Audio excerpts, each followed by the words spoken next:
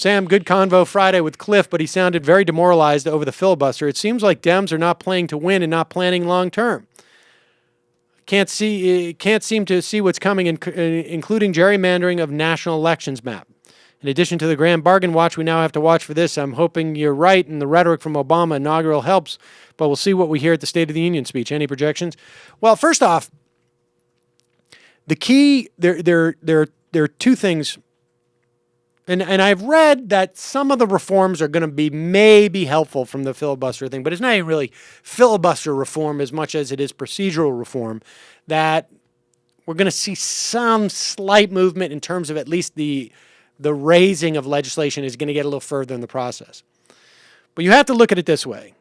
You've got a bunch of senators and, at least a half dozen or so on the Democratic side who don't want to forfeit their own individual power to function as a fulcrum in the context of the Senate.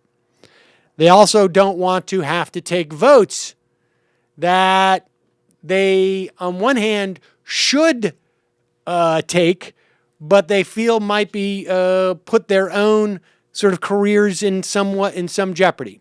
And then you also have to measure that against their belief that, look, we might be able to pass anything out of the Senate, but when the Republicans hold the House, that vote ends up just being a statement of principle. It's not going to get anywhere in terms of putting any legislation forward. So why should I put myself in that position where I'm going to go out on a limb, as small as that limb may be, for something that I know cannot happen because the Republicans control the House? I'm not being an apologist here. I'm explaining what I perceive as those people's thinking. So I don't know that Harry Reid ever had 51 votes for the changes that guys like Merkley were claiming were there. I've heard from different people who claim both ways, that Merkley did have the votes, that he didn't have the votes. It's unclear. My suspicion is if he had the votes, we would have seen a vote.